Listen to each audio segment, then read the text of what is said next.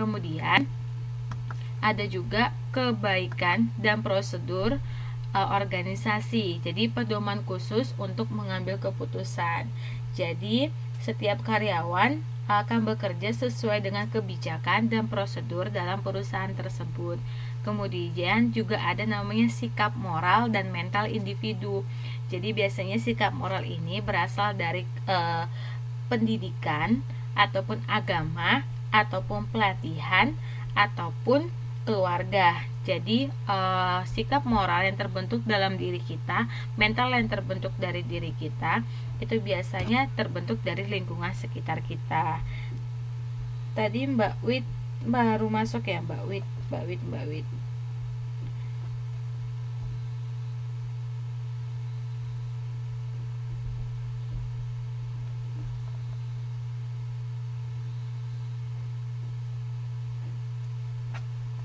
Ini ada 11, 1, 2, 3, 4, 5, 6, 7, 8, 9, 10. Saya coba absen sebentar ya teman-teman. Kenapa saya ada yang 10? Mas Bagus, kalau misalnya hadir tolong dibilang hadir. Mas Bagus, Mas Didi, Mbak Isna, Mbak Maliska, kemudian ada Mbak Nana, kemudian ada Mbak Suci, ada Mbak V, Mas Masteng, kemudian juga ada Mbak Wati, Mbak Ian. Oh, Mbak Ian yang belum saya absen. Oke, Mbak Ian dan Mbak Yuliana. Oke, kita lanjut. Pas kok 11. Nah, manfaatnya untuk menjaga sebuah etika itu adalah perusahaan mampu menyusun yang namanya Kredio. Nah, Kredio ini dengan cara mengembangkan kode etik secara tertulis dan tidak rinci seperti sopan santun. Jadi Kredio ini biasanya perusahaan itu bisa hanya membuat suatu kata sebagai pelayanan prima kepada pelanggan. Jadi ada kode etik di dalamnya, tidak hanya kode etik bagi pelanggan ataupun kode etik untuk karyawan. Jadi misalnya contohnya itu misalnya seperti kita tahu ada kode etik yaitu seperti Telkom, di mana mereka punya Kredio committed to you. Artinya bahwa mereka itu selalu berfokus kepada pelanggan. Kemudian juga ada mereka memberikan pelayanan yang prima dan mutu yang tinggi dengan harga yang kompetitif. Atau teman-teman ada tahu Kredio yang lain dari perusahaan lain selain Telkom yang pernah teman-teman dengar?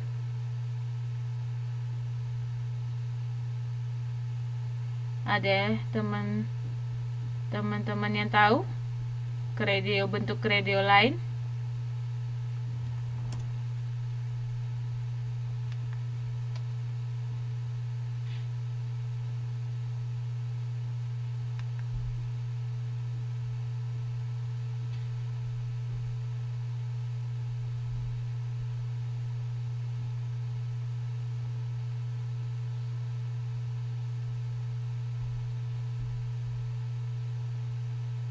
Yamaha semakin terdepan.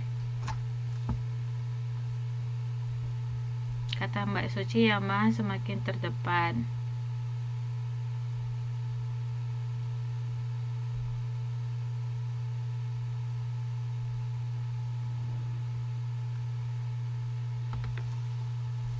Ada lagi yang lain?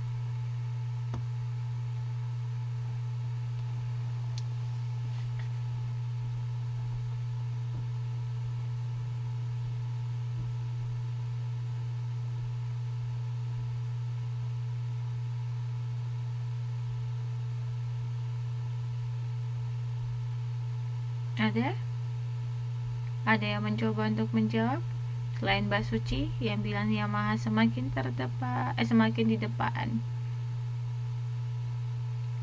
Adakah? Oke, jika tidak ada, Charles yang lainnya itu ya, misalnya teman-teman pernah tahu kan makanan Quaker Oat.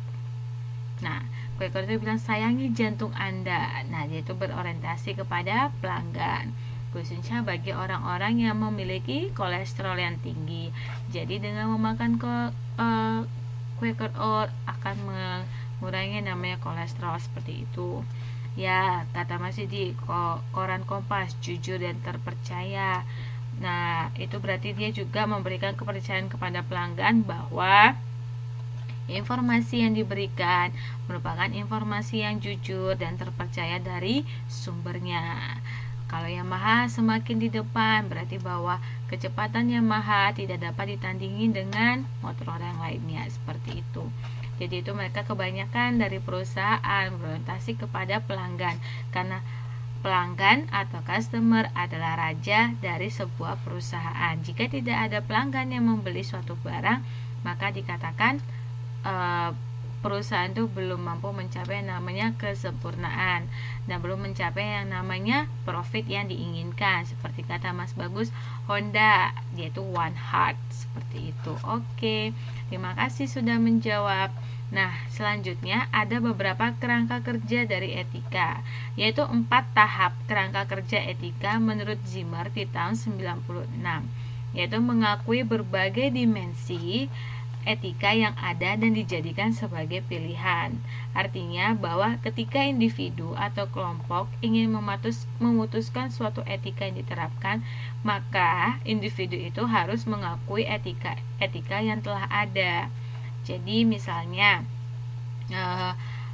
ketika ada berbagai macam banyak pilihan etika. Nah, sebagai karyawan atau individu yang dalam suatu organisasi pasti sudah terbentuk yang namanya etika sebelum pemilihan tersebut. Jadi harus diakui, misalnya etika bagaimana cara menyapa satu sama lain begitu, atau etika bagaimana cara berbicara sesama anggota organisasi saat dalam rapat ataupun pada saat bekerja.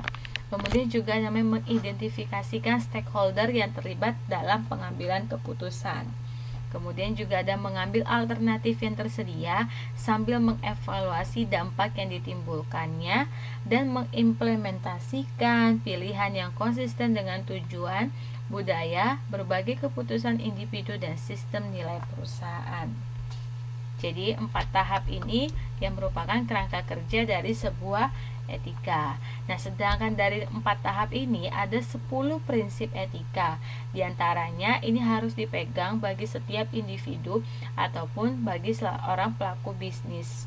Karena 10 prinsip ini sangat penting dalam mencapai kesuksesan namanya sebuah etika bisnis. Nah, yang pertama itu ada namanya kejujuran, yaitu meliputi kepercayaan, bersungguh-sungguh dan terus terang. Jadi seperti tadi yang kata Mas Didik bahwa koran Kompas dia sangat menjunjung tinggi yang namanya sebuah kejujuran, seperti itu. Kemudian juga ada yang namanya integritas, yaitu sikap dan perilaku yang mampu memegang prinsip. Jadi setiap individu akan melakukan setiap aktivitas yang terhormat. Jadi ada integritas di dalamnya atas perilaku tersebut. Tidak berbuat jahat, misalnya memiliki moral yang baik, bersikap yang baik, bertutur kata yang baik, itu sangat diperlukan dalam organisasi sebagai anggota ataupun dalam suatu lingkungan pekerjaan. Nah, juga ada namanya memelihara janji. Jadi janji itu selalu menepati janji dan bisa dipercaya. Coba teman-teman bayangkan, tidak usah dalam suatu organisasi, tidak usah dalam suatu perusahaan, dalam diri teman saja, teman-teman semua berjanji begitu dalam satu kelompok diskusi, karena kan teman-teman punya kelompok diskusi kan di dalam kelas ini. Nah, saat teman-teman berjanji, saya akan mengerjakan tugas ini besok, saya akan mengumpulkan kepada kamu bagian saya. Jika teman-teman tidak menepati janji, akhirnya rasa percaya itu akan berkurang. Jadi yang paling penting adalah kita harus selalu menepati janji. Jadi jangan sampai, iya Mbak Suci, jadi jangan sampai misalnya teman-teman mengadakan usaha online shop, terus teman-teman tidak menepati janji kepada pelanggan. Iya Mbak, nanti 3 hari lagi barangnya akan sampai, ternyata barangnya tidak sampai dalam waktu 3 hari. Akhirnya apa? Konsumennya tidak percaya lagi kepada online shop yang Anda buka. Kemudian juga ada kesetiaan, yaitu rasa hormat termasuk bangsa dan negara. Jadi setia, baik setia kepada atasan, yaitu menjaga. Ya, benar Mas Bagus, janji adalah hutang. Jadi kesetiaan itu bisa berupa janji kepada perusahaan, artinya bahwa orang yang bekerja dalam suatu perusahaan tidak menyebarkan rahasia yang ada dalam perusahaan, itu adalah kesetiaan. Kemudian juga ada keadilan, adil dan berbudi luhur, jadi memperlakukan semua individu yang terlibat dalam suatu organisasi secara adil. Suka membantu orang lain, yaitu memberikan pertolongan. Jadi kita punya teman rekan kerja, jika teman kita menghadapi kesusahan, kita juga menolongnya. Kemudian juga ada menghormat kepada orang lain, yaitu menghormati martabat orang lain, yaitu tidak merendahkan martabat orang lain walaupun kemampuannya di bawah kita, tapi kita tidak bisa merendahkan martabat orang lain.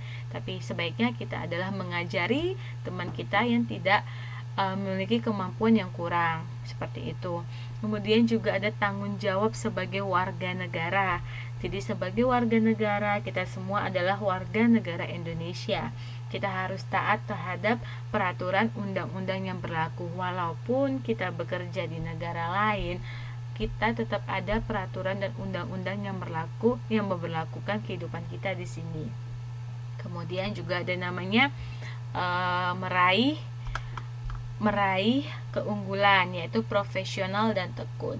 Jika teman-teman tekun dalam suatu bidang yang teman-teman jalanin, maka secara pribadi aktivitas teman-teman akan menjadi profesional dan dapat diandalkan, sehingga akan dipercaya oleh pihak manajemen untuk mempertahankan dan meningkatkan kompetensi Anda.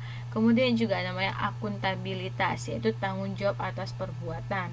Jadi segala aktivitas yang teman-teman lakukan, baik itu di dalam lingkungan organisasi, di dalam kepekerjaan, itu pasti ada namanya sebuah tanggung jawab. Dan tanggung jawab itu adalah segala tindakan yang teman-teman lakukan harus berdasarkan keputusan yang teman-teman buat dan dapat dipertanggungjawabkan. Jadi tanggung jawab seseorang itu sangat diperlukan dalam suatu kehidupan, baik itu organisasi ataupun dalam manajemen. Nah, kemudian kita masuk ke dalam kegiatan yang kedua, di mana kegiatan kedua itu membahas mengenai tanggung jawab sosial perusahaan. Nah, tadi kita berbicara tentang tanggung jawab. Selain tanggung jawab secara individu, ternyata perusahaan juga memiliki tanggung jawab sosial. Apa saja itu? Yaitu ada 5 tanggung jawab sosial perusahaan menurut Zimmer. Yang pertama, tanggung jawab terhadap lingkungan, tanggung jawab terhadap. Oke Mbak Eci, terima kasih sudah hadir. Ya, tidak apa-apa Mbak Eci. Ya, saya lanjut aja ya Mbak Eci. Nanti kalau misalnya yang telatnya tadi bisa didengerin di YouTube.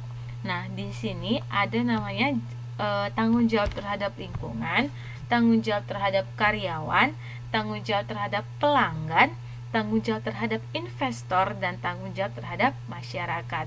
Jadi dalam mendirikan, jadi teman-teman jika ingin mendirikan suatu usaha apapun itu, baik itu yang usaha dalam bentuk besar ataupun kecil, harus memperhatikan tanggung jawab ini, karena tanggung jawab ini saling memiliki keterkaitan satu dengan yang lainnya. Jika teman-teman tidak melakukan salah satu dari tanggung jawab ini, akan mendapatkan namanya komentar ataupun mendapatkan perdebatan baik dari lingkungan dalam lingkungan sendiri ataupun di lingkungan luarnya. Nah, ini kita bisa lihat tanggung jawab terhadap lingkungan. Tanggung jawab terhadap lingkungan itu seperti apa? Yaitu melestarikan, menjaga kebersihan, menjaga ekosistem, dan daur ulang. Jadi perusahaan itu harus mampu memperlakukan lingkungan itu secara baik. Karena kebanyakan kita tahu bahwa perusahaan, terutama perusahaan-perusahaan itu akan menghasilkan berbagai sampah.